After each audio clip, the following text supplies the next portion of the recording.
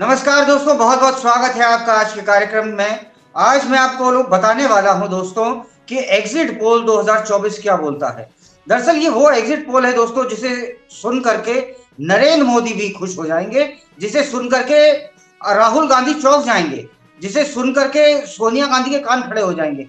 जो आप जानेंगे, जो सबसे ज्यादा तथ्यपरक है, जो सबसे ज्यादा फैक्ट से जुड़ा हुआ है, जिसे आप माने चले माने कि जो इस कदर जमीन से जुड़ा है कि मैं चैलेंज कर सकता हूं 4 तारीख को कोई आकर के देख ले और बता दे कि सबसे सटीक, सबसे नजदीक हमारा ही एग्जिट पोल है, जो हमने संवाद न्यूज इंटरनेशनल पर और अपने साथी एशिया पोस्ट और संवाद न्यूज इंटरनेशनल के साथ में हम लोगों ने टाई अप करा है। संवाद न्यूज इंटरनेशनल से हम लोग हैं, एशिया पोस्ट से और हमारे मित्रगण हैं। इस मैटर पे, पूरे एग्जिट पोल पे जो हमने कराया था, इस सर्वे पर बात करने के लिए मेरे साथ में धीरज भारद्वाज जी, जो कि वरिष्ठ पत्रकार हैं, मेरे साथ में दोस्तों अभी मौजूद। धीरज जी नमस्कार, बहुत बहुत स्वागत है आपका आज के कार्यक्रम में। दर्शकों को भी नमस्कार। एग्जिट पोल 2024 जिसका बहुत ज्यादा इंतजार था, वो अब आ गया है और लगभग सभी चैनलों पर, सभी टीवी, यूट्यूब और कई सोशल मीडिया प्लेटफॉर्म्स पर तरह तरह के एग्जिट पोल्स चल रहे हैं। लेकिन हमने इसको ज्यादा से ज्यादा विश्वसनीय बनाने की कोशिश की थी और उसमें हम देख रहे हैं कि हम काफी कामयाब रहे हैं और इसका असल नतीजा तो 4 तारीख को पता चलेगा, जब उसका चुनाव परिणाम आ जाएंगे। लेकिन हम लोग अपना जो एग्जिट पोल है उसको सामने रख रहे हैं आप लोगों के, और आप लोग भी तय करें कि यह किस हद तक सही है और किस हद तक गलत है। तो शुरू करें संकेत, क्या आपको क्या लगता है कि कहाँ से शुरू करना चाहिए, दक्षिण भारत से या उत्तर भारत से? सर, मेरा ये मानना है कि सबसे पहले हम दक्षिण भारत से ही शुरू करें, क्योंकि यूजुअली हम कहते हैं फ्रॉम नॉर्थ टू साउथ। मैं एक नया ट्रेंड शुरू करना चाहता हूँ, फ्रॉम साउथ टुवर्ड्स नॉर्थ। चलिए, तो आपका केरला जो है वो सामने है और इस पर हम लोग चर्चा करें। सर, केरला में कुल मिला के 20 लोकसभा सीट्स हैं और इसमें जो मेजॉरिटी ऑफ सीट्स हैं सर, वो यूडीएफ जो अलायंस है उसको जा रही हैं, मगर एक सीट एलडीएफ को भी जा रही है सर, बीजेपी को। और ये सबसे चौंकाने वाली बात है सर, भारतीय जनता पार्टी, जिसका यहाँ कोई बेस नहीं था, उसको 3 से 4 सीटें मिल रही हैं। अदर्स के खाते में हालांकि शून्य है, परंतु यहाँ सबसे बड़ी बात जो है वो है भारतीय जनता पार्टी ने न सिर्फ अपनी उपस्थिति दर्ज कराई है, वोट शेयर में वो आगे आए हैं सर, बल्कि उन्होंने यहाँ की मिट्टी को इतना उपजाऊ बनाया है कि वो कमल की खेती यहाँ पर कर पाए। सिर्फ वोट मार्जिन ज्यादा नहीं हुआ है सर, वोट मार्जिन के अलावा conversion of vote margin into seats ये होकर के दिखाया है। इसके दो कारण बताए जाते हैं। एक तो जो वहाँ इतने सालों से जो वामपंथियों का शासन था, उससे वहाँ के लोग परेशान हो चुके हैं। उनकी जो स्यूडो जो उनकी टैक्टिक्स है, कहते कुछ है करते कुछ है, उससे लोग परेशान हो चुके हैं। दूसरा, वहाँ अल्पसंख्यक समुदाय के काफी लोग हैं। आपको पता होगा कि मुस्लिम और ईसाई बहुत हैं, लेकिन उनके बीच भी मोदी जी की विश्वसनीयता ने घर जमाया है।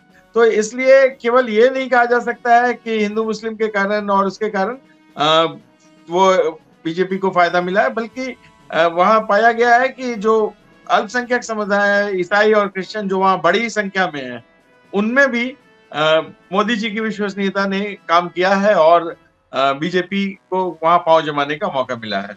अब हम लोग आते हैं अगले जो नहीं सर, एक बात मेरे को केरल के विषय में ही आपको बतानी है।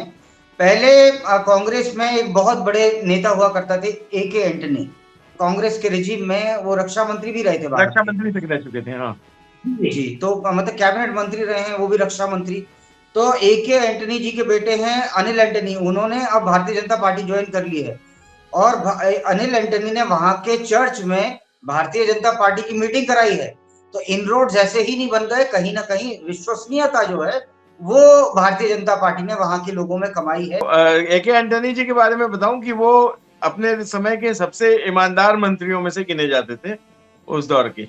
सर, अगला तमिलनाडु, कर्नाटक, जी तमिलनाडु, जी तमिलनाडु। सर, तमिलनाडु में कुल मिला के 39 सीट्स हैं सर, जो डीएमके है। अब डीएमके पहले मैं बता देता हूँ, ये स्टालिन वाली डीएमके है, जो जिसमें ए राजा हैं, जिसमें स्टालिन हैं, एक एड्स बता रहे थे हिंदुत्व को, और दूसरे बता रहे थे, जो ए राजा थे वो कह रहे थे राम हमारे दुश्मन है और उन्हें खत्म करना है। तो इनका विरोध में एक अन्ना मलाई का स्वर जागृत हुआ साउथ इंडिया में। उन्होंने कहा जो सनातन को समाप्त करेगा हम उसे समाप्त कर देंगे। तो तमिलनाडु में सर हुआ क्या कि बेसिकली जो हिंदू थे इन लोगों ने, दरअसल द्रविडियन पॉलिटिक्स जो है वो संकुचित होता जा रहा है। साउथ इंडिया का जो वोटर है सर, वो अब एक तरह से मैं कहूं दिल्ली की ओर मुख करके वोट दे रहा है। वो इस बात पे वोट दे रहा है कि सिर्फ मतलब मान लीजिए आप अल्पसंख्यक या द्रविडियन के नाम पे नहीं, आप भारतीय होने के नाम पे वोट दीजिए। तो और जैसे नरेंद्र मोदी का जो मिशन साउथ है, मैं तो कहूंगा उसकी भी काबिलियत है इसमें। जैसे सेंगोल का था, वो कह रहे थे सेंगोल की क्या जरूरत है नए पार्लियामेंट में, और राम मंदिर के वक्त में मोदी कहाँ कहाँ नहीं गए आप देखिए। तो ओवरऑल जो डीएमके का जो द्रविडियन पॉलिटिक्स है वो समाप्त हो रही है सर। अब इसमें हुआ क्या है, नेट रिजल्ट जो है, जो चुनाव के नतीजों में जो आंकड़े बता रहे हैं, वो प्रिडिक्टेड ये है सर, डीएमके 16 से 18 लोकसभा सीट्स के बीच में ला सकती है। टोटल है 39 सीट्स जी। अब कांग्रेस सर 6 से 8 सीट्स ला रही है आउट ऑफ 39। एआईएडीएमके जो कि जयललिता, जिसकी कभी जयललिता उसकी कहूँ अध्यक्ष हुआ करती थी, एआईएडीएमके 0 से 1 के बीच में ला सकती है सीटें। और भारतीय जनता पार्टी ने यहाँ पे प्रेजेंस दर्ज कराना, ये भी भारतीय जनता पार्टी के लिए बहुत बड़ी बात है। वो 5 से 7 सीटें ला रही है सर। अदर्स 5 से 10 ला रहे हैं, और ये बहुत बड़ा वेरिएंट है। अब मान लीजिए कि अदर्स अगर भारतीय जनता पार्टी के साथ में और एआईएडीएमके के साथ में मिलते हैं, तो इसका टोटल लगभग हो जाता है 17-18 के आसपास का, या 15 ही मान लीजिए। तो डीएमके को नेक टू नेक फाइट दे रहे हैं या डीएमके से आगे निकल रहे हैं। तो ये बड़ी इवनली बैलेंस्ड फाइट है सर। ऐसा नहीं है कि साउथ इंडिया में से, अगर मैं आपको याद दिलाऊं, कांग्रेस ने एक बात कही थी कि नॉर्थ इंडिया में हाफ और साउथ में साफ। अब मुझे तो उल्टा ही कुछ होता दिखाई दे रहा है कि साउथ इंडिया में हाफ और नॉर्थ इंडिया से साफ। कर्नाटक में सर भारतीय जनता पार्टी पहले भी सरकार बना चुकी है, और वहां पे कर्नाटक में तो प्रेजेंस हम फील करते ही हैं सर।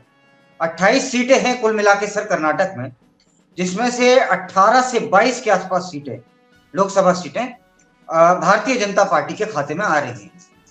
कांग्रेस के पास 4 से 8 सीटें आ सकती हैं। जनता दल सेकुलर 1 से 3 के आसपास ला रहा है। अदर्स के पास 0 है। तो सर जो जेडीएस जो लेकर के आ रहा है 1 से 3, कहीं ये तो नहीं है कि सर सेकुलरवादी जो यहाँ पे लोग हैं, या सेकुलरवादी नीतियां हैं, उससे जो कहें ये जिसको हम माइनॉरिटी है वो उकता चुका है। ये वहाँ के लोकल गवर्नमेंट के लिए भी एक वो है, सेटबैक है, क्योंकि वहाँ देखा जा रहा है कि लोगों ने केंद्रीय मुद्दों पर चुनाव किया है वहाँ, मतलब केंद्र सरकार की विश्वसनीयता पर। और वहाँ के लोग ऐसे भी थोड़े ज्यादा समझदार हैं, और चूंकि कर्नाटका काफी अर्बन पॉपुलेशन वहाँ बहुत ज्यादा है, तो लोग पढ़े लिखे हैं, और उन लोगों का जो मानना है कि केंद्रीय नीतियां जो हैं जो मोदी सरकार की, वो काफी अच्छी रही है। सर कर्नाटक में आप देखिए, अभी जैसे कर्नाटक असेंबली में कांग्रेस का शासन है, तो वहां पाकिस्तान जिंदाबाद के नारे लगे। ये बैकफायर कर गया उनको। हाँ, जो पाकिस्तान प्रेम था, जो माइनॉरिटी अपीसमेंट की पॉलिटिक्स कांग्रेस करती आ रही है, उसने इतनी माइनॉरिटी अपीसमेंट की पॉलिटिक्स करी कि अब वो स्वयं भारतीय राजनीति में माइनॉरिटी है। अब सर हम नेक्स्ट स्टेट की तरफ बढ़ते हैं सर, आंध्र प्रदेश। आंध्र प्रदेश में 25 सीटें लोकसभा की कुल हैं दोस्तों। यहां पर 4 से 6 सीटें सर भारतीय जनता पार्टी के जीतने की संभावना है। एक मिनट, यहाँ बीजेपी ने गठबंधन में चुनाव लड़ा था, पूरी सभी सीटों पर अपने उम्मीदवार नहीं उतारे थे। बीजेपी और टीडीपी दोनों ने आपस में गठबंधन करके चुनाव लड़ा था। तो हम लोग अगर बीजेपी और टीडीपी दोनों को मिलाकर एनडीए बोलेंगे तो हमें ज्यादा कंप्रिहेंसिव लगेगा। हाँ, तो एनडीए की अब अगर मान लीजिए 25 में से या तो 21 हैं या फिर 16-17 के आसपास आप मान के चलिए सर, 16-17 से 21 के बीच में, 17 से और बल्कि 16 और 6 अगर जोड़ दें तो 22 सीटों का मतलब लगभग 16 से 22 सीटें जो है लगभग जी उस जी। बीच में मिल सकती हैं तो कहीं भी। और जो हाँ तो वाईएसआरसीपी जो मतलब 25 में से 16 से 22 के बीच में बहुत बड़ी बात है।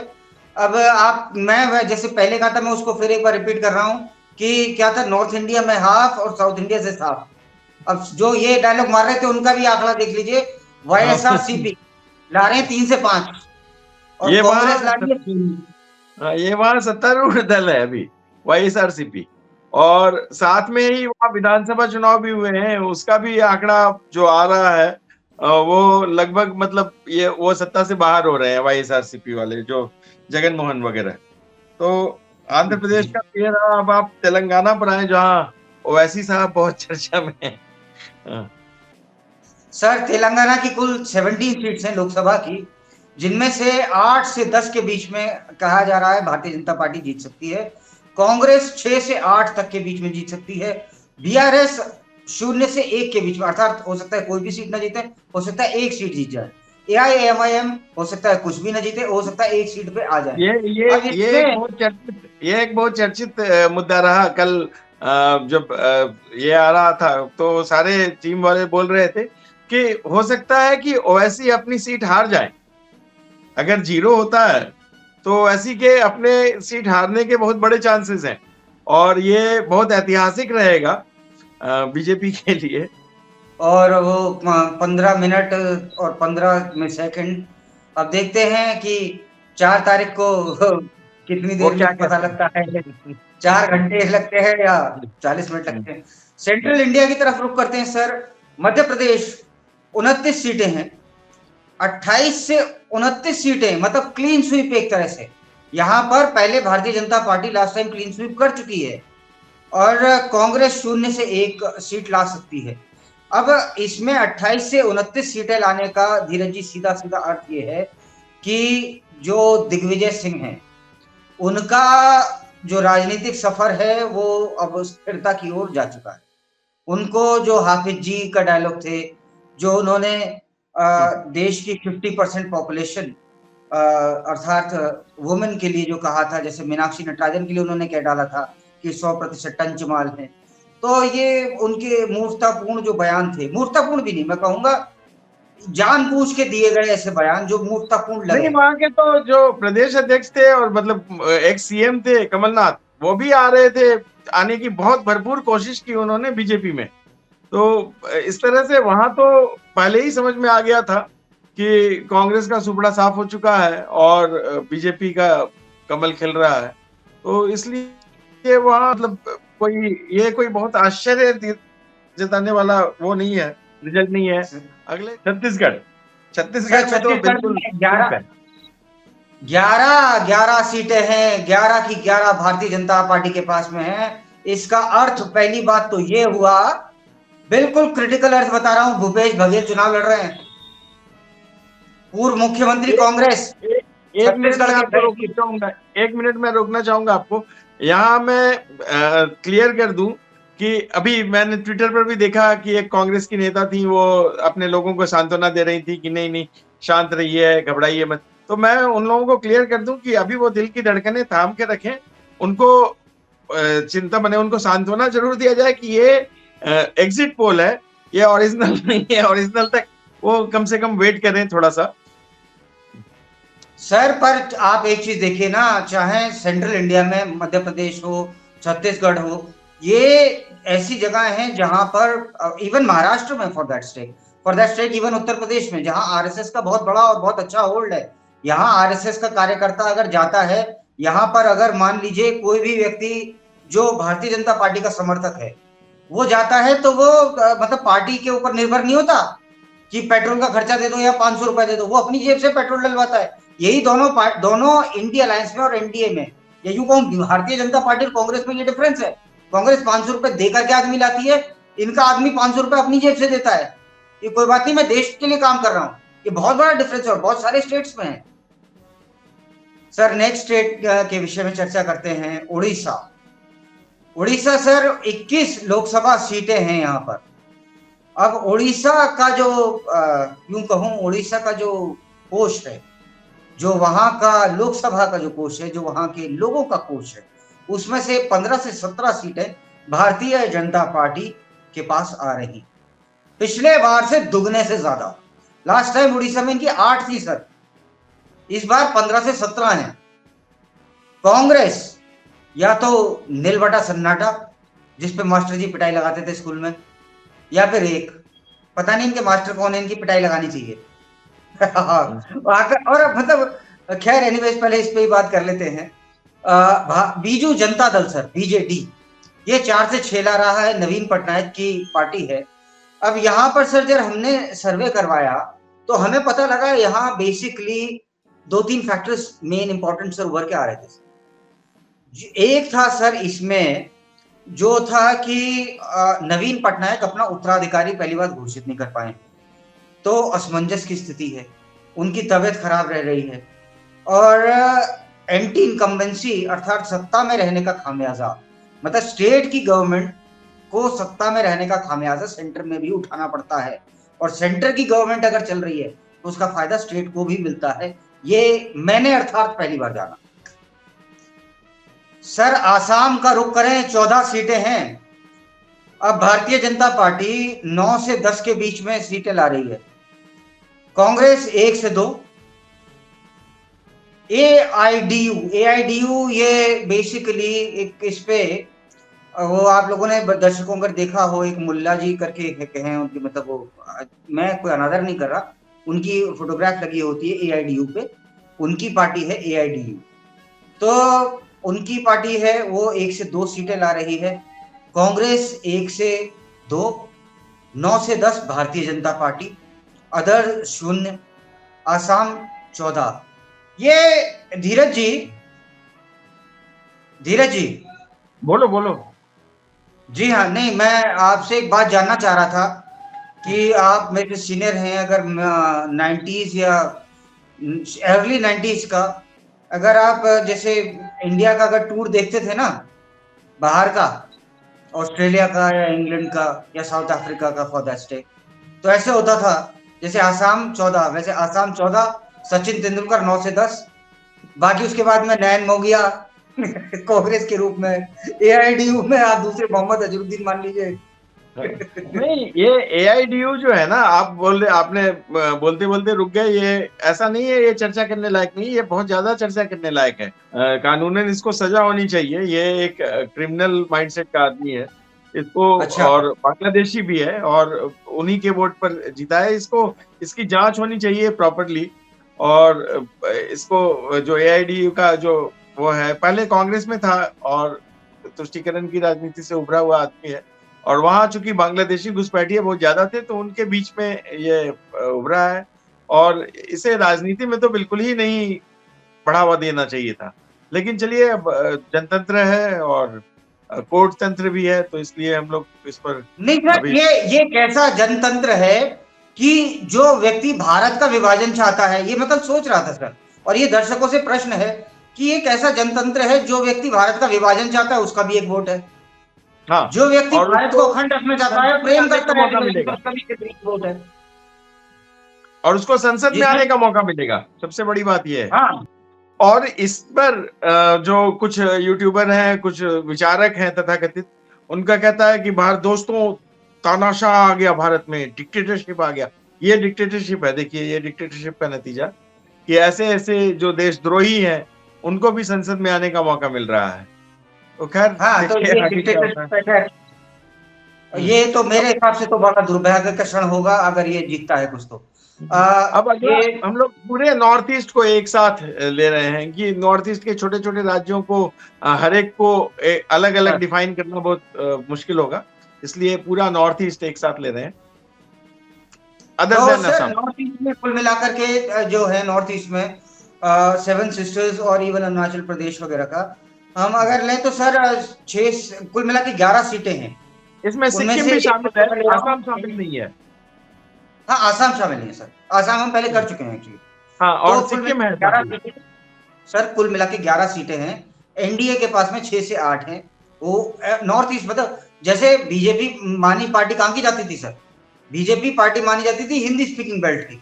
हाँ। मगर बीजेपी अब अपनी प्रेजेंस शो कर रही है नॉन हिंदी स्पीकिंग बेल्ट में भी। एनडीए में वहां पे 6 से 11 सीटें हैं, कुल 6 से 8 ला रहा है एनडीए, और इंडी इंडी गठबंधन 2 से 3। हालांकि लोग बाग बीच में कर रहे थे कि आप इंडी गठबंधन क्यों बोलते हो, इंडिया गठबंधन है।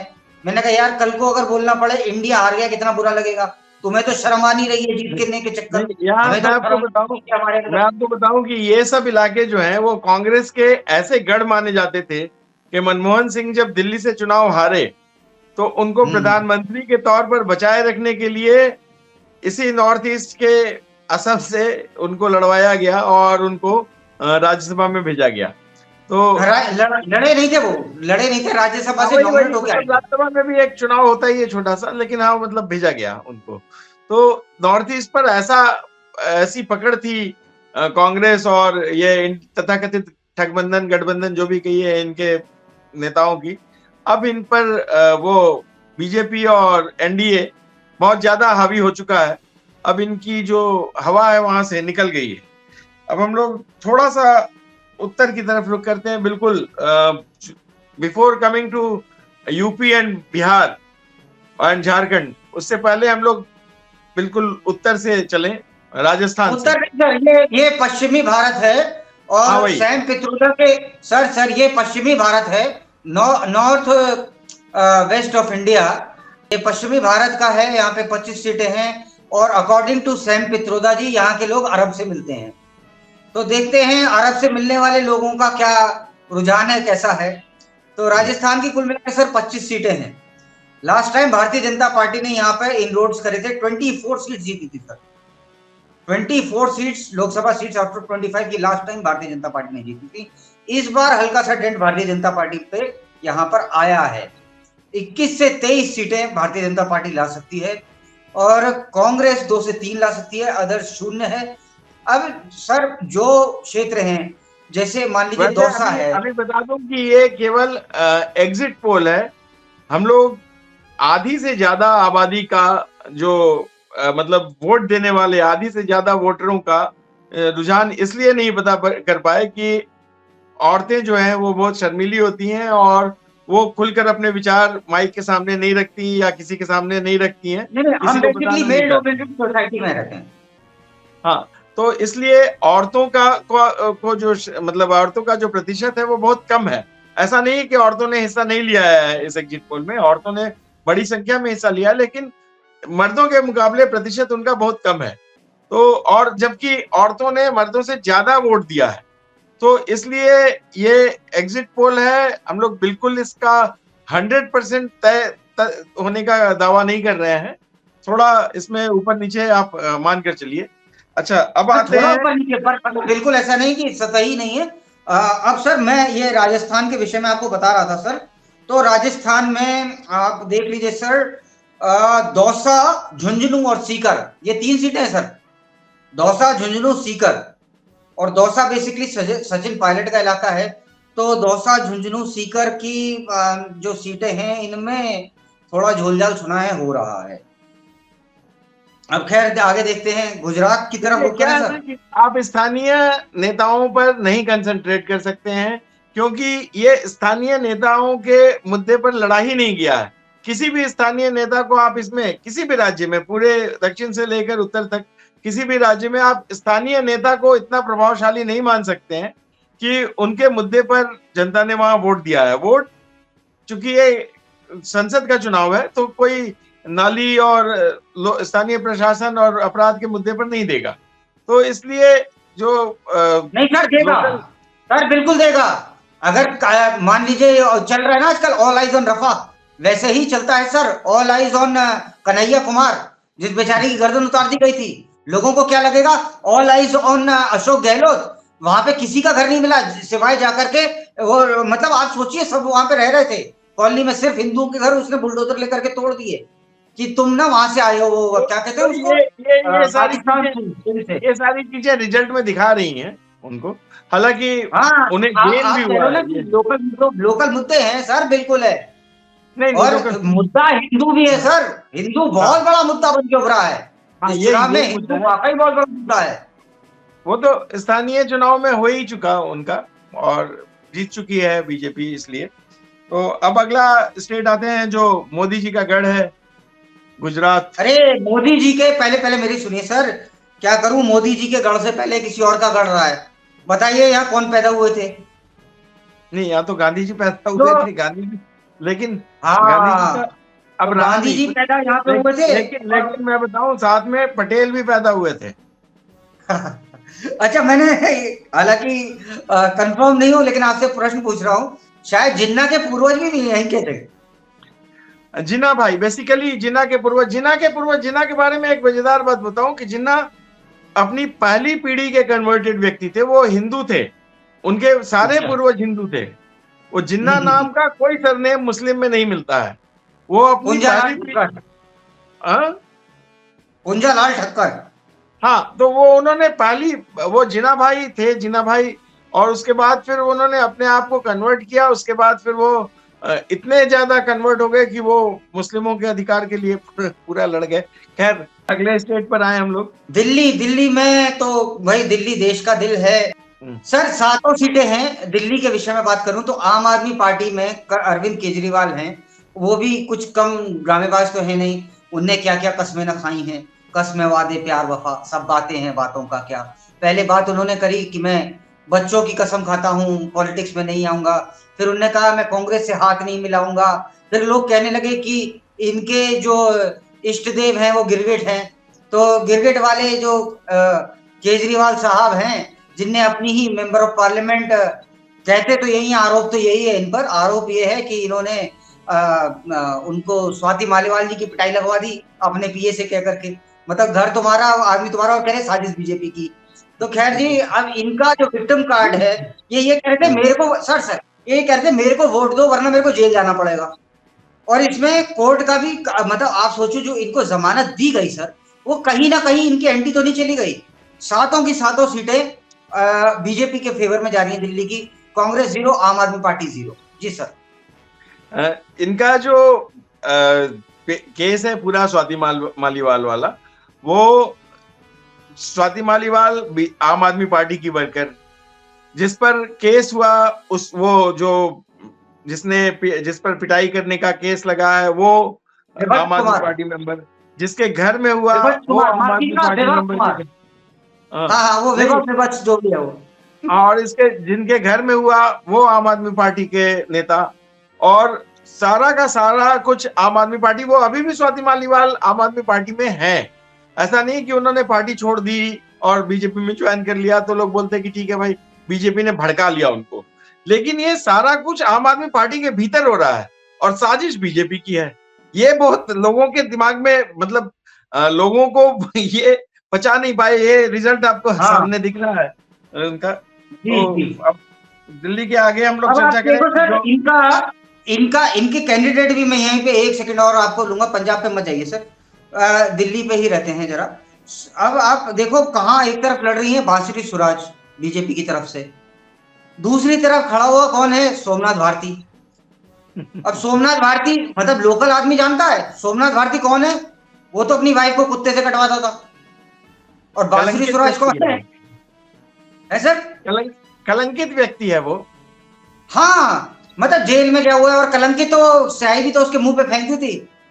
और चीख रहे हैं मोदी हार गया, मोदी डर गया। और हम तो बिजली क्या बिजली हाफ पानी माफ। अरे पानी आएगा तो माफ करोगे। दिल्ली में पानी नहीं आ रहा है, यहाँ पे संकट पड़ा है पानी का, कह रहे पानी माफ। मतलब आप राजधानी में बैठ के, जहां पर सबसे ज्यादा प्रेस की आइज है, जो हब है, सेंटर है, वहां पर आप बैठ करके इतना झूठ बोल रहे हो। कुछ मतलब मैं तो लिटरली पूछ रहा हूँ सर, कुछ शर्म वरम है कि नहीं है? बेशर्मियत की पराकाष्ठा है ये लोग आम आदमी पार्टी वाले। उसी तरह कन्हैया कुमार भी, उसी तरह ये महाबल मिश्रा सही है ना, वो कांग्रेस से बीजेपी में चला गया, सॉरी आम आदमी पार्टी में चला गया, केवल इसके लिए, मतलब सीट मिलने के लिए। और पहली बार ऐसा हुआ कि जिस क्षेत्र में मतलब राहुल गांधी और सोनिया गांधी हैं, उन्होंने पंजे पर मोहर नहीं लगाया, पंजे को वोट नहीं दिया, बटन दबाया उन्होंने। अगर बटन दबाया भी होगा, क्योंकि उनके पास ऑप्शन नहीं था, उनके पास ऑप्शन था झाड़ू पर बटन दबाने का। तो जहां भी बटन दबाया हो, नोटा दबाया हो, मुझे पता नहीं, क्योंकि गुप्त मतदान की प्रक्रिया है। तो इसमें उन्होंने कहा वोट दिया, लेकिन उनके पास ऑप्शन ही नहीं था। भाई नोटा ना हो सकता है, नोटा ना दबाया हो। आम आदमी पार्टी तो शुरू से कह रही थी कि ये लोग चोर हैं, इन्हें बंद कर दो। खुद स्वयं केजरीवाल जी कह रहे थे कि सोनिया गांधी को सीबीआई वाले, ईडी वाले उठा लें, 24 घंटे में सब पता लग जाएगा। तो ऐसा तो नहीं सोनिया गांधी ने गुस्से में आकर के बीजेपी को वोट दे दिया हो? एक मीम चल रहा था ट्विटर पे और कई सारे सोशल मीडिया प्लेटफॉर्म्स पर कि ये दोनों कोई माँ बेटे ये दोनों ने दिखाया उंगली और कहा कि हमने कांग्रेस को वोट नहीं दिया है, आप भी मत दीजिए। नहीं, कहीं आकर के बीजेपी को वोट दिया। भाई एक तरफ वो आदमी है जो आपको अब तक कलंकित करता आया है, जो आपको कलंकित करके ही सत्ता में बैठा है, तो वो आदमी को। खैर एनीवेज, अब पंजाब की बात करते हैं सर। भगवंत मान, मतलब इनको अब वो मीम की चूंकि बात चली, तो पंजाब में तो भगवंत मान जी की सरकार है। कुछ लोग पैगवंत मान भी कहते हैं, मतलब पंजाबी एक्सेंट में। मैं पैग मतलब वो वाला, ये वाले पैग से मेरा कोई अर्थ नहीं है। पैगवंत मान ये रहा sir, peg, no no no peg, no no peg. तो पैगवंत मान, आई एम सॉरी, भगवंत मान। तो भगवंत मान जी हो गए यहाँ पे मुख्यमंत्री। और सुना है केजरीवाल जी इनसे भी बड़ा नाराज हैं कि तुम कुछ नहीं कर पा रहे, फलाना ढिमकाना, बड़ा गाली गलौच और सुना चीज है। उस पर लंबी चर्चा करेंगे कभी। अभी चुनावी नतीजों पर ध्यान दें तो सबसे बड़ी जो बात इसमें नजर आ रही है, ये चुनाव से ही ओरिएंटेड है सर, कुछ इधर उधर नहीं जा रहा। आप देखिए इन लोगों की जो इन्होंने वहां पर, उन्होंने भी माफ, मतलब फ्री बीज के साथ में अरविंद केजरीवाल जिस भी स्टेट में जाते हैं, पहले तो जो सत्ता में होता है उसको गालियां बकता जाता है कि ये चोर है, मैं ईमानदार हूं। और फिर उसके बाद वो फ्री बीज लेके आता है कि देखो ये फ्री, ये फ्री, ये फ्री, ये फ्री। फिर उसके बाद वो एंड में ओनस डाल देता है सेंटर पे कि ये नहीं दे रहे तनख्वाह, इन लोगों ने रोक रखी है, जाओ इनके पास धरना प्रदर्शन करो। भले ही उसमें 2 आदमी मर जाए, भले ही दिल्ली में दंगा हो जाए, लेकिन वो करवाएगा जरूर। आप देखो किसानों के नाम पे इनने क्या नहीं भड़काया, और उसके बाद में एंड में खुद विड्रॉ कर गया। वो वहां पर हमने अपने शो में दिखाया था, लोग अगर पीछे जाकर के देखें तो देखें, वहां पे पैसे के लिए जो किसान एक को ले गए थे ना, उसको वो कह रहा 50,000 ले ले, वो कह रहा नहीं नहीं मेरे पे 38,000 है। उसकी पिटाई लगा दी। जो 50,000 देने वाला था वो कह रहा साले मेरे को 50 ही चाहिए, 38 कैसे दे रहा तू? तो ये बेसिकली ये लोग बाग इन्हें समझ गए हैं किस प्रवृत्ति के लोग हैं। तो यहाँ पर सर कांग्रेस जो है वो 4 से 13 सीट्स हैं कुल। कांग्रेस 4 से 6 सीटें ला रही है, और यहाँ दोनों अलग अलग हैं। दिल्ली में दोनों एक इंडिया अलायंस के छत्र छाया तले जी रहे हैं, यहाँ पर कह रहे हैं तू अलग मैं अलग। यहाँ हम आपके हैं कौन चल रहा है दोस्तों? कांग्रेस और आम आदमी पार्टी का के खिलाफ लड़ रहे हैं।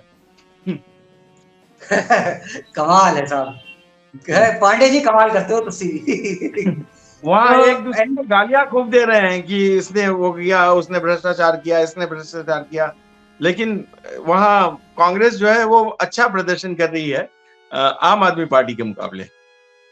हाँ, कांग्रेस मतलब ये बात कांग्रेस को समझने की है कि rather than tying up with आम आदमी पार्टी 2 से 3 सीट ला रही है, कांग्रेस 4 से 6 ला रही है, और आउट ऑफ 13 सिग्निफिकेंट फिगर है। तो और बीजेपी 3 से 4 ला रही है, शिरोमणि अकाली दल 1 से 2 ला रही है। यहाँ एक और नोटिस करने वाली बात है, यहाँ एक और नोटिस करने वाली बात यह है कि बीजेपी इस बार अकेले लड़ रही है। बीजेपी किसी के कंधे पर नहीं लड़ रही है, किसी के साथ उनका टाई अप नहीं है।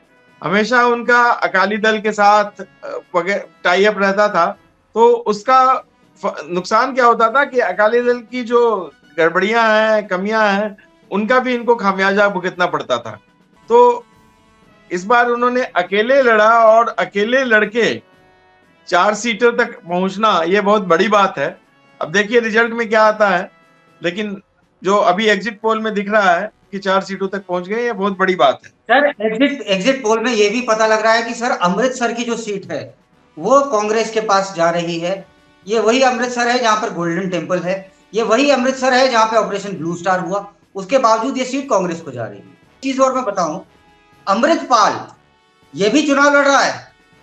अमृतपाल जिसपे एनएसए लगी हुई है, मतलब खालिस्तानी, जो खालिस्तान चाहता है, यही तो डेमोक्रेसी है। और भारतीय संविधान को नहीं मानता है। जेल में बंद है आसाम में और लड़ रहा है पंजाब से चुनाव, और भारतीय संविधान को नहीं मानता है वो, उसने साफ साफ कहा है। मतलब और मैंने तो ये भी सुना है कि अमृतपाल के चुनाव के जीतने की संभावना प्रबल है। जो हमने सर्वे कराया उसमें पता लगा सर, अमृतपाल के चुनाव जीतने की संभावना प्रबल है। देखिए, जनता बहुत भोली होती है, उसको बरगलाना बहुत आसान होता है, ये बात तो साबित हो रही है कम से कम। चलिए, अब हम लोग अगले स्टेट पर आते हैं, पंजाब से नीचे हरियाणा, जो पंजाब का पार्ट हुआ करता था कभी।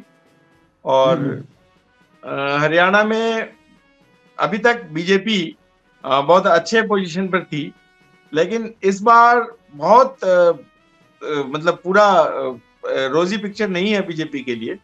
यहाँ से सीटें हुई हैं 6 से 8 जो बीजेपी की सीटें हैं, और कांग्रेस को फायदा हो रहा है इसका, 2-4 सीटें इन्हें मिल जाएंगी। जी हाँ, लेकिन सर ये खैर इसमें कांग्रेस को जो सीट मिल रही हैं सर, ये खट्टर साहब का जाना और सैनी साहब का आना, या स्थानीय मुद्दा जाटलैंड वाला, और सिरसा मैंने सुना है बीजेपी बहुत लूज स्टैंड कर रही है, सुनने में तो ये भी आया कि हो सकता है हार जाए। देखिए, एग्जिट पोल में हम लोग एक एक सीट की चर्चा ना करें तो ज्यादा बेटर रहेगा, क्योंकि वो लोकल कैंडिडेट जो है वो डिमोरलाइज भी होंगे और उनको लगेगा कि नहीं, हमने हमारे बारे में अगर मान लीजिए हमारा आकलन सही नहीं निकला या गलत निकला, तो उसको वो करेंगे कि अपना प्रेस्टीज इशू बना लें, कोई भी, चाहे किसी भी पार्टी के हो। तो इसलिए हम लोग एक एक लोकल सीट पर चर्चा ना करके सर पूरा हम ठीक है, आपकी राय बिल्कुल ठीक है सर, पर मैं ये पहले जो प्रश्न का पहला पार्ट था कि खट्टर वर्सेस सैनी जो हुआ, खट्टर साहब गए, सैनी साहब आए नए सीएम बतौर मुख्यमंत्री हरियाणा, और जो जाटलैंड का इशू है, मुद्दा सर स्थानीय मुद्दा बिल्कुल रिफ्लेक्ट करता है सर, क्या बात कर रहे हैं आप। तो ये आपको नहीं लगता, और अनिल विज नाराज हो गए क्योंकि सैनी साहब मुख्यमंत्री बने, अनिल विज गृह मंत्री थे वहां के, अनिल विज के जूनियर हैं सैनी साहब, तो नया तो मुख्यमंत्री बना देना अनिल विज नाराज कर रहे हैं। स्थानीय मुद्दा नहीं था, स्थानीय नेता थे जिनके कारण यहाँ बेड़ा गर्क हुआ है, और स्थानीय नेता इधर उधर गए हैं, उनके कारण ये सारी परेशानियां हुई। स्थानीय मुद्दा कोई नहीं है, ऐसा नहीं है कि वहाँ सड़क खराब हो गई और गलियां खराब हैं और लॉ एंड ऑर्डर का सिचुएशन गड़बड़ाया। मुद्दा जो है वो कोई स्थानीय नहीं, स्थानीय नेताओं के बीच आपसी टसल है, और वास्तव में सैनी से बहुत सारे जो संप्रदाय हैं उन लोग नहीं बनते हैं, उन लोगों का नहीं बनता है। इवन जाट भी है जो वहां पर जो डोमिनेटिंग है, और जो बनिए हैं उनके बीच भी सैनी जो होते हैं बाईकास्ट, तो इन लोगों के आपस में कुछ झगड़ा चलता रहता है। लेकिन जो भी है वो नेताओं के बीच का झगड़ा है, और वो थोड़ा सा इस पर यहाँ पर डेंट कर रहा है बीजेपी को, लेकिन बहुत ज्यादा नुकसान की बात नहीं है। तो अगले स्टेट लग रही है, पहाड़ों की तरफ ले चलिए जी, हिमाचल। क्या सर महान आदमी है सर, सुनते ही मैंने कहा पहाड़ों की तरफ ले चलिए, आप पहुंच ही गए पहाड़ों पर, और आप कंगना रनौत के बहुत बड़े फैन हैं, तभी आप सीधे हिमाचल पहुंचे हो। भाई हिमाचल से दर्शकों, कंगना रनौत लड़ रही है मंडी से, और वहां पर आप देखिए, पहले तो कंगना रनौत की बात करता हूं, हिमाचल में 4 सीटें हैं, चारों की चारों भारतीय जनता पार्टी जीत रही है, कांग्रेस निलबटा सन्नाटा, क्या कहूँ, कान के नीचे से आवाज आ रही है। सुप्रिया श्रीनेत ने कहा था मंडी में क्या रेट चल रहा है, तो बदतमीज किस्म की औरत है ये, तो सभी लोग जानते हैं। गाली वाली मैडम नाम हो गया उनका। हाँ हाँ, अब मैं ये तो गाली वाली मैडम है, बदतमीज है, गाली वाली मैडम तो है, गाली बकती रहती हैं जहां पे जाती हैं। वही तो कहूँ, मतलब कांग्रेस से छाट के लाती है आदमी कि मतलब आप पान की दुकान पे खड़े होकर के गालियां बक रहे हो सकता है कल आप कांग्रेस के प्रवक्ता बन जाओ। हिमाचल में तो आलम यह था कि इन लोगों को कैंडिडेट्स नहीं मिल रहे थे, किसको खड़ा करें बीजेपी के कैंडिडेट्स के अगेंस्ट। लास्ट में खासकर कंगना रनावत के अगेंस्ट 3 बार अनाउंस हुआ कि फला नेता खड़ा हो रहे हैं, तो पहले कहा गया यामी गौतम आ रही है, फिर लोगों ने कहा यामी गौतम क्यों आएगी, यामी गौतम भी हिमाचल से ही है। तो फिर इन लोग कांग्रेस वालों ने डोरे डाले थे उन पर, लेकिन उन्होंने मना कर दिया, तो फिर किसी नेता को कहा गया डोरे डाले थे। फिर बाद में कहा गया कि ये विक्रमादित्य को इसलिए बलि का बकरा बनाया गया कि ये राजा साहब के बेटे हैं, और इनको ये अगर इनके ये बल्कि मुख्यमंत्री पद के भी दावेदार थे जब सरकार आई थी चुन के, तो राजकुमारी प्रतिभा सिंह और ये दोनों को, मतलब उनके बेटे हैं ये, तो उन्होंने कहा था कि मतलब इनको महारानी प्रतिभा सिंह, और इनको लड़ाया जाए, इनको मुख्यमंत्री बनाया जाए, लेकिन इनको इसलिए लड़ा दिया गया कि ये हारेंगे तो एक इन पर मोरली प्रेशर हो जाएगा कि तुम हारे हुए कैंडिडेट हो। इनके पिताजी वीरभद्र सिंह। वीरभद्र सिंह। जी जी जी सर। सर अब आप कहाँ किधर दर्शन करवाएंगे बताइए? अब और ओहो, पहाड़ों पर चलिए पहाड़ों ऊपर। से आप नीचे उतर। अच्छा, और ऊपर चले गए। हाँ। सर जम्मू कश्मीर लद्दाख 6 सीटें, भारतीय हाँ। जनता पार्टी 2 से 3। बहुत बड़ी बात है, क्योंकि भाई लिटरली बहुत बड़ी बात है। जम्मू कश्मीर कभी भी भाजपा का फेवरिंग जगह नहीं मानी जाती। अब यहाँ पे बीजेपी 2 से 3 है। जम्मू और कश्मीर नेशनल महबूबा साफ हो कॉन्फ्रेंस, गई है। जो कि अब्दुल्ला की पार्टी है, शेख अब्दुल्ला। और जी सर। महबूबा साफ हो गई है यहाँ से। महबूबा जो है पीडीपी जो है, कम से कम एग्जिट महबूबा पोल पे में तो तो जाएंगे। साफ दिख रही है। अरे आप पता नहीं कंगना रनौत, महबूबा, आप जैसे जाने कैसी कैसी बातें करते हो। सब बाद में करेंगे महबूबा की बातें। अभी पहले मैं अब्दुल्ला के विषय में बात कर रहा हूँ। अब्दुल्ला 2 से 3 सीटें ला रहे हैं जम्मू कश्मीर नेशनल कॉन्फ्रेंस, या इसे हम नेशनल कॉन्फ्रेंस के नाम से भी जानते हैं। कांग्रेस 0 और पीडीपी अर्थात महबूबा, मतलब धीरज सर की महबूबा, मेरे लिए महबूबा मुफ्ती जी, वो भी 0 हाल ला रही है। तो जी फारूक अब्दुल्ला के बारे में एक बात मैं कहना चाहूंगा। फारूक अब्दुल्ला जो है शुरू से मोदी के बहुत बड़े फैन रहे हैं, और कोई भी भाषण उनका मोदी जी के अगेंस्ट नहीं रहा है। वो हमेशा से मोदी जी की नीतियों की, जब वो गुजरात में सीएम थे मोदी जी, एक बार इन्होंने अपने किसी जानकार को वहां प्रोजेक्ट लगाने के लिए भेजा था, तो जब उनका काम बहुत आसानी से हो गया तो he was very much impressed, और इस बात को उन्होंने सार्वजनिक तौर पर स्वीकार किया था गुजरात में जब सीएम थे मोदी जी। उस समय से ही वो गुजरात की सारी नीतियों की बहुत तारीफ करते रहे हैं, और अभी भी केंद्र में भी वो जो मोदी सरकार है उसकी नीतियों की बहुत तारीफ करते रहे हैं। तो वो जो अपना चुनाव लड़े हैं, उन्होंने स्थानीय कुछ जो चूंकि उनका वो था, प्रभाव था, तो उसके कारण पर उन्हें हो सकता है कि 2-3 सीटें उनको आ रही हों, लेकिन मतलब वो मोदी जी के अगेंस्ट चल के नहीं गए। जी जी। आप देखिए इसमें सर, एक व्यक्ति हैं जो कभी गुलाम थे, अब आजाद लिखते हैं, गुलाम नबी आजाद, वो भी अब मोदी जी के फैन हो गए हैं। नहीं तो वो तो कांग्रेस को नमस्ते कर चुके हैं। अब हम लोग नीचे उतरे हैं पहाड़ से जंगल की ओर। जी जी। झारखंड। झारखंड 14 सीटें हैं सर। यहाँ पर भारतीय जनता पार्टी 10 से 12 सीटें ला सकती है लोकसभा की। 14 सीटें कुल हैं, 10 से 12 भारतीय जनता पार्टी सबसे बड़ी पार्टी बनके भारतीय जनता पार्टी उभर रही है। कांग्रेस 0, झारखंड मुक्ति मोर्चा 1 से 3। जी हाँ, धीरज जी कुछ बोलना चाह रहे हैं, आइए सुनते हैं धीरज जी क्या पहली बार बना था तो इसका नाम वनांचल रखा गया था, और उत्तराखंड का नाम उत्तरांचल रखा गया था।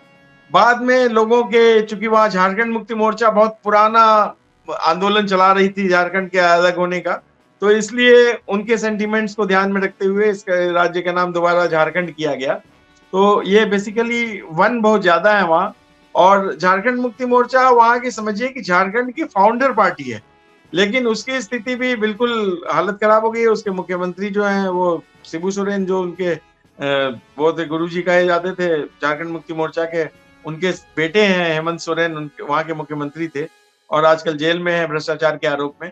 और बीजेपी का वो जो केंद्रीय जो ये है पूरा झारखंड जो है, क्योंकि वहाँ मुस्लिम पॉपुलेशन थोड़ा ज्यादा है, तो वो हमेशा एज पे रहता है, और झारखंड में बीजेपी हमेशा मतलब बीजेपी को बहुत गढ़ माना जाता है।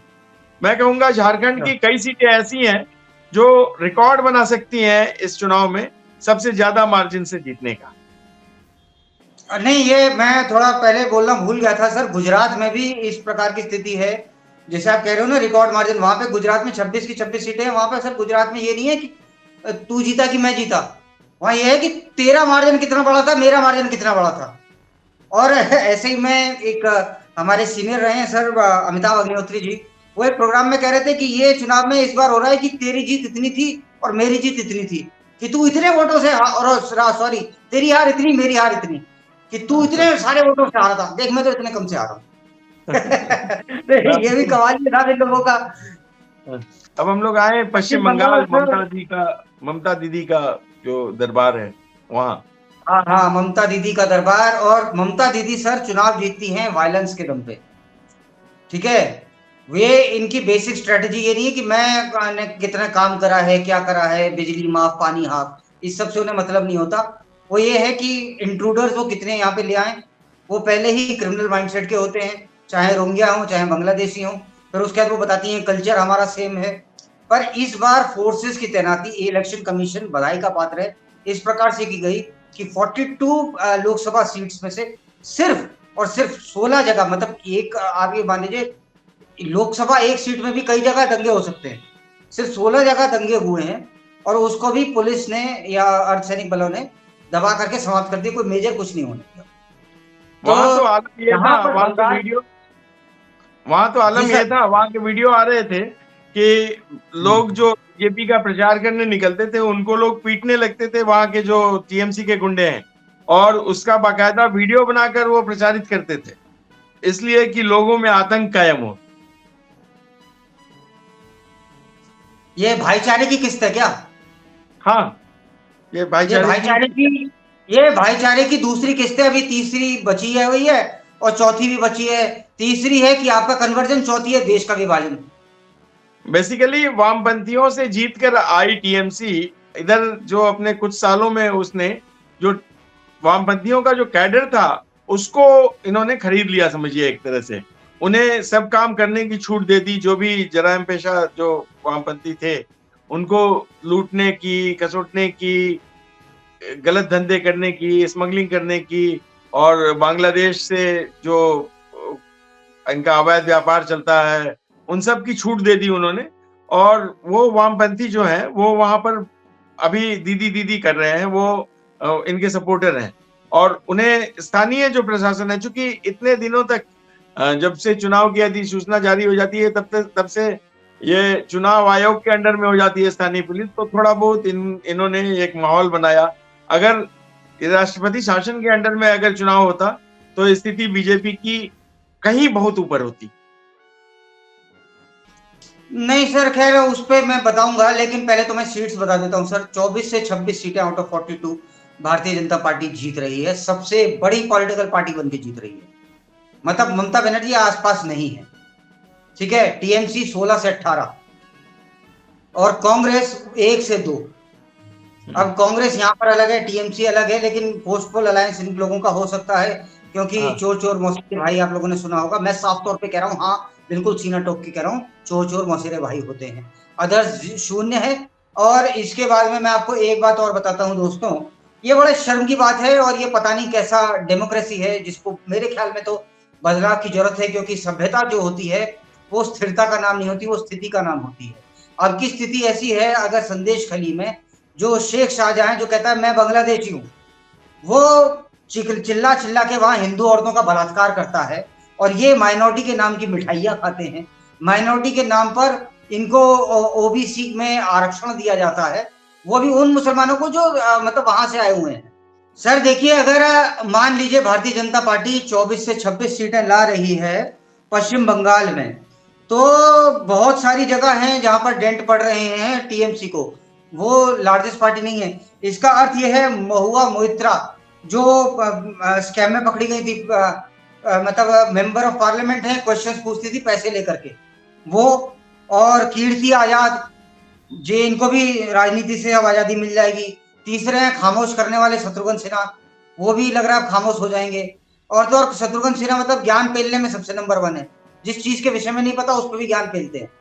तो ये सब ऐसा लग रहा है सर, ये भी अनवांटेड एलिमेंट्स हैं, ये भी बाहर होंगे। अब ये भी इनको भी देखते हैं, शत्रुघ्न सिन्हा भी नहीं पढ़ा रहे होंगे खामोश खामोश खामोश। तो sir next state Maharashtra. Sir Maharashtra में सर 48 सीट्स हैं, भारतीय जनता पार्टी 18 से 22 सीटें ला सकती है। उद्धव भाऊ ठाकरे की जो शिवसेना है, शिवसेना भी एक्चुअली कई उसमें डिवाइड हो गई है, कई तो भी 2 में हो गई है। उद्धव भाऊ ठाकरे जो है उन्होंने का परफॉर्मेंस ठीक रहा है, ठीक नहीं कहूँ, रादर जितना कंपेयर करा था उससे थोड़ा बेटर है सर। एज पर आर सर्वे 8 से 10 सीटें यूबीटी ला सकता है। और शिवसेना जो एकनाथ शिंदे की है वो 4 से 7 सीटें ला सकते हैं। एक्चुअली क्या है सर, यूबीटी को अर्थात उद्धव भाऊ ठाकरे को इसलिए 8 से 10 सीटें आ सकती हैं एज पर सर्वे में जो पता लगा, कि कुछ लोग अभी भी ठाकरे के नाम पर ही वोट देते हैं। For them Shiv Sena is Thackeray. तो एनीवेज पर स्टार्टिंग के तौर पर एक नाथ शिंदे ने भी अच्छी स्टार्टिंग करी है, 4 से 7 है। कांग्रेस 2 से 5 है। कांग्रेस एनसीपी भी 2 से 5, आ सकते हैं एनसीपी 1 से 1 3 to है। 3। जी सर। एनसीपी भी आ सकती है 1 to 3, ये बहुत अलग सी बात है इसकी। और कांग्रेस 2 से 5। तो देखिए इन लोग एनसीपी के तो शरद पवार हैं। अब शरद पवार की पावर ऐसा लग रहा है सर कम हो गई है और इरिलेवेंट हो गई है। अब तो भारतीय राजनीति में उनके भतीजे भी उन्हें छोड़ गए हैं और सुना है फुल समर्थन दे रहे हैं बीजेपी को, शामिल ही हो गए हैं। लोग बाग कह रहे थे वॉशिंग मशीन कौन सी है। अब वॉशिंग मशीन में तो कह रहा हूँ तुम भी नहा लो, शरद पवार नहा लें, किसने मना करा है। लेकिन 1 2 3 बीजेपी अपने को जगह वही आ जाए। लेकिन बीजेपी को वैसे 18 से ना ले 20 बीजेपी तो ज्यादा सीटें मिल बेहतर गई। है क्योंकि दीज आर रिस्की एलिमेंट्स। जी sir, next state sir. BJP को फिर भी 18 से 22 सीटें मिल रही हैं, और जिसमें कहा जा रहा था कि महाराष्ट्र में बहुत नुकसान होगा, लेकिन उतना ज्यादा नुकसान नहीं दिख रहा है इसमें सर्वे में। अब गोवा एक छोटा सा राज्य है, यहाँ केवल 2 सीटें हैं और दोनों की दोनों बीजेपी को जा रही हैं। इसमें कोई बहुत ज्यादा मतलब आश्चर्य की बात भी नहीं है। तो लोगों को लग रहा है कि ठीक है, मतलब गोवा जो वहां के लोगों को लग रहा है कि जो बीजेपी है उसको चलने दिया जाए। जी सर। अब उत्तराखंड पर आए, जो हाँ, उत्तराखंड देवभूमि है सर। उत्तराखंड तो देवभूमि है। वहां पर देखिए राम मंदिर बनाने का निश्चित तौर पर भारतीय जनता पार्टी को फायदा मिला है। सिर्फ उत्तराखंड नहीं, पूरे भारत में मिला है, पूरे यूपी में मिला है, पूरे राजस्थान में मिला है, पूरे साउथ में मिला है, पूरे भारत में।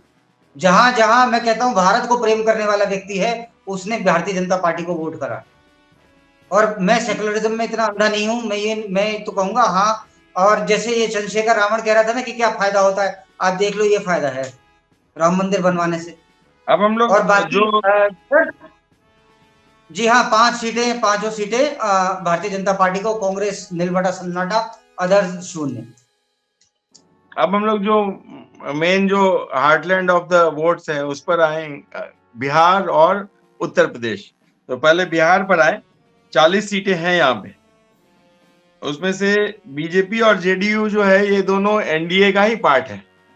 तो इन दोनों का जो पहले जो परफॉर्मेंस था वो 39 था। तो उसमें से अब तो अभी जो दिख रहा है वो लगभग रिपीट होता हुआ दिख रहा है। सर एलजेपी भी जिसकी 3 से 4 सीटें हैं। एलजेपी भी हाँ, एलजेपी रामविलास पासवान के जो पार्टी थी, वो तीनों के तीनों एनडीए का ही पार्ट है। तो ये तीनों मिलाकर अभी मतलब यह है। लेकिन इस बार आरजेडी ने थोड़ा अपनी कमर कसी है। तो सर्वे में बता रहे हैं कि उनको 4-5 सीटें मिल सकती हैं, और कांग्रेस को भी 1-2 सीटें।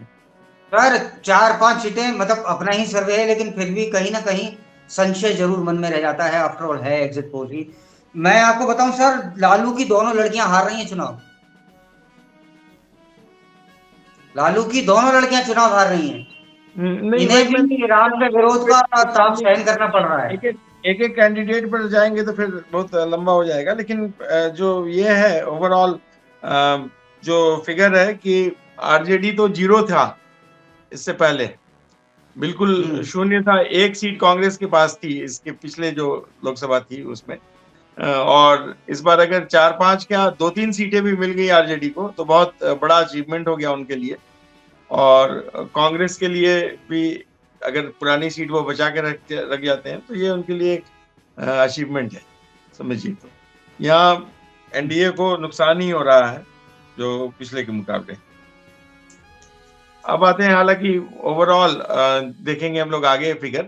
और अब आते हैं उत्तर प्रदेश जो 80 सीटों वाला। तो ये 80 में से 68 से 70 सीटों तक बीजेपी को मिल रहा है, ऐसा इनको ये है पूर्वानुमान है। तो पिछली बार से बढ़ रहा है, क्योंकि 65 सीटें थी पिछली बार भाजपा के पास। अब समाजवादी पार्टी को सर 10 से 12 सीटें हैं। मेरे को कहीं ना कहीं लगता है सर, आप फिर कहोगे कि एक्चुअली हर किसी का अपना बोलने का तरीका होता है। मैं फिर अलायंस में यहाँ पर भारतीय जनता पार्टी को नुकसान दिख रहा है, क्योंकि बागपत में अलायंस था और बागपत में अलायंस के चक्कर में भारतीय जनता पार्टी में जो नीचे का जो कार्यकर्ता है वो नहीं उतरा, तो वहां भारतीय जनता पार्टी को मेरे ख्याल में नुकसान हो सकता है। अभी भी सिर्फ मतलब मानना है, ये जीतेगा कौन मैं नहीं जानता। हो सकता है भारतीय जनता पार्टी मतलब एनडीए अलायंस वाले जीत जाएं, हो सकता है समाजवादी पार्टी के अमरपाल शर्मा बागपत से जीत जाए। अब कांग्रेस 1 से 3 सीटें ला रही है, अब ये कांग्रेस 1 से 3 सब ला रही है, तो मेरे को आप एक बात बताओ सर, वो क्या है, मैं अपना बेटा आपको सौंप रही हूँ, क्या होगा बेटे का? और ये लॉन्च पैड का क्या होगा? लॉन्च पैड भी टूट जाएगा क्या? लॉन्च पैड तो इतने बदल डाले, एक ही लॉन्च पैड अब रह गया, इस्लामाबाद जाके चुनाव लड़ लो। तो यहाँ के तो लॉन्च पैड कपड़े खराब हो गए हैं। या एक बीजिंग में भी है launch pad, Rajiv Gandhi foundation को वहां से ही पैसा आता था। ये बात तो है। हाँ, तो वो लॉन्च पैड, और मैं बता दूं इनके जो लॉन्च पैड हैं, जिधर से रायबरेली से खड़े हैं, ये लॉन्च पैड करने क्या करा था, किसानों की जमीन थी, जमीन लेकर के कहा साइकिल फैक्ट्री खोलेंगे, धूम धड़ाके से ओए ओए राजीव जी खोल रहे हैं किसानों की फैक्ट्री। उनने किसानों की फैक्ट्री खोली कि फैक्ट्री बंद, और जमीन भी चली गई, और जमीन गई राजीव गांधी फाउंडेशन में किसानों की। अब वो जिसकी जमीन थी वो साइकिल फैक्ट्री के बाहर खड़ा होकर के गालियां बका है। तो ये तो एक स्थिति है साहब, ये एक बड़ा किस्सा है वहाँ का। जी, ये उनका एक बड़ा वहाँ का किस्सा रहा है। उत्तर प्रदेश में जो मतलब ओवरऑल जो है योगी जी का मतलब कहा जा रहा था कि जो राजपूत मतदाता हैं इस बार नाराज हैं, बल्कि उनको तोड़ने की भी कई सारी कोशिशें की गई थी, लेकिन मुझे लगता है कि ओवरऑल कोई बहुत ज्यादा जो इनका ट्रेडिशनल वोटर था बीजेपी का, वो नाराज नहीं हुआ है जहां तक मुझे लग रहा है। सर ये अब फाइनल नेशनल स्टैटिस्टिक्स पे चले सर। तो नेशनल स्टैटिस्टिक्स के विषय में मैं बात करते हुए पहले तो आपको बता रहा हूं, भारतीय जनता पार्टी का सर जो नेट जो आएगा वो है 374 से 380 के बीच में। ये पिछली बार से कहीं ज्यादा है।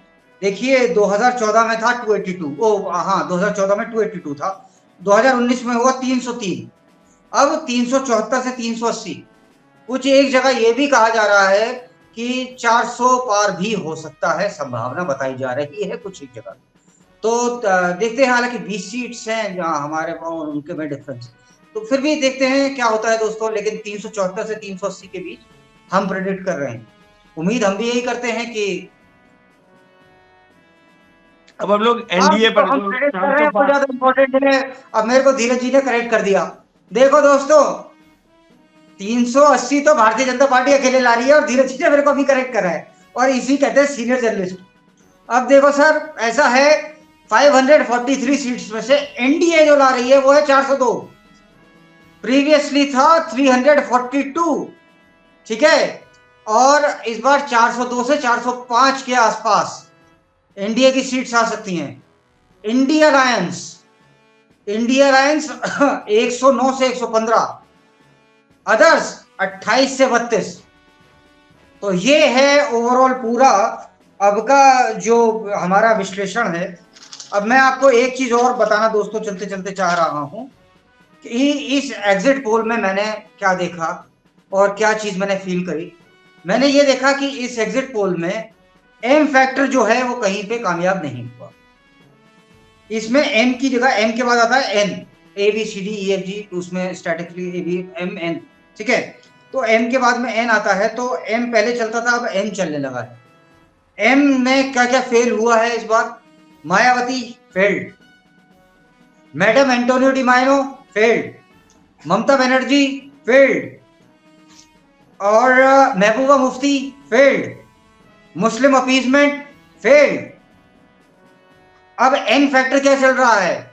वो है नेशनलिज्म, राष्ट्रवाद, राष्ट्रीयता, राष्ट्र सर्वोपरि। यही देश, यही भारत, यही भारतीय मानता है। ये जीत भारत की है, ये जीत इंडी की कतई नहीं है। इंडी एक बाहर से दिया हुआ नाम था। अब दरअसल फाइट, मैं जो खुद अपने पर्सनली विवेक से फील कर रहा हूं, अब फाइट अस्तित्व की आन पड़ी। अब फाइट कोई ये सेकुलरिज्म फेकुलरिज्म की नहीं, अब फाइट आपके अस्तित्व की है। आपके एम और एन में एक बहुत मजेदार पेच है कि नरेंद्र मोदी साहब में एन भी है और एम भी है। अच्छा, ये हाँ मैं नहीं देख पाया था। अब तो नमो चल रहा है, एन और एम को दोनों को, वो एन पहले आ रहा है मतलब नेशनलिज्म फर्स्ट, और बाकी मुस्लिम और ये वो जो है वो माय माय बाद में। मतलब नेशन फर्स्ट माय बाद में, ये चल रहा है। तो ये था दोस्तों आज का कार्यक्रम, उम्मीद है आप लोगों को पसंद आया होगा। और हालांकि बहुत सारा आप लोगों का मैंने आज समय लिया, परंतु उम्मीद है कि ये आप के लोगों के लिए ज्ञानवर्धक रहा होगा, आप लोगों को अच्छा लगा होगा। और देखते हैं 4 तारीख को क्या होता है, और आज की जो तारीख है वो तारीख में क्या होता है ये भी देखते हैं कि कौन क्या करता है, कौन 2 जून की रोटी कहाँ खाता है, कौन 2 जून के लिए क्या क्या करता है, और भविष्यवाणी क्या हो रही है, भविष्यविदों का क्या कहना है कि कौन सत्ता पे बैठेगा। वैसे मुझे भी आप चतुर्वेदी हूँ मैं, तो मुझे आप किसी भविष्यविद से कम न समझिए। और मेरे साथ में जो व्यक्ति डार्क नेवी उसमें बैठे हुए हैं वो स्वयं भी भारद्वाज ही हैं, तो ये भी भविष्यविद से कम ना है। हालांकि नहीं एक और हमारे साथ में है नहीं जो नहीं, मैं साफ कर दूं, सत्ता से मैं साफ कर दूं कि मेरा भविष्यवाणी से कोई वास्ता नहीं है। मैं कभी भी भविष्यवक्ता नहीं बनना चाहता हूं। मैं कभी भी ज्योतिष पर थोड़ा बहुत विश्वास है, लेकिन अंगूठिया भी पहनता हूं, लेकिन भविष्यवाणी नहीं करना चाहता हूं कभी भी। और जो कुछ भी यहाँ हमने किया है इसमें कोई भविष्यवाणी नहीं है, ये पूरी की पूरी तरह साइंटिफिक आकलन है। और हमने जो एक एक बूथ पर जाके लोगों का मन का विचार जाना है, और उसके बाद हम लोगों ने ये एग्जिट पोल दिया है, इसलिए इसमें सर ज्योतिष का एक, कोई रोल नहीं। हाँ हाँ नहीं नहीं, अच्छा एक एम और फ्लॉप हो रहा है सर इसमें। अच्छा, जैसे मैंने पहले बताया, मायावती, मेधा मैंने ममता और महबूबा, मुस्लिम अपीसमेंट, एक एम और फेल हो रहा है, मैं मिस कर गया था, अभी याद आ गया। वो एम क्या हाँ, है पता है? मल्लिकार्जुन खड़गे। अच्छा। चलिए, वो भी आ रहे हैं। ओके टाटा बाय बाय, इस खत्म। तरह की जो तुकबंदियां है ना, ये बीजेपी के जो पूर्व उपराष्ट्रपति थे वेंकैया नायडू जी, वो बहुत करते थे। मुझे याद है, हम लोग काफी अक्सर मुलाकात होती थी जब रिपोर्टिंग में जाते थे, तो वो इस तरह की तुकबंदियों वाली एम के इस तरह की बहुत सारी बातें, वो लगातार, वो जब पावर में नहीं थी बीजेपी तब से वो ऐसा करते रहते थे। खैर, चलिए, आज का जो कार्यक्रम अब समाप्त पर है। अब दर्शकों से विदा लेते हैं, अगले कार्यक्रम में फिर उनसे मुलाकात होगी। तब तक के लिए नमस्कार, धन्यवाद। नमस्कार, जय श्री राम।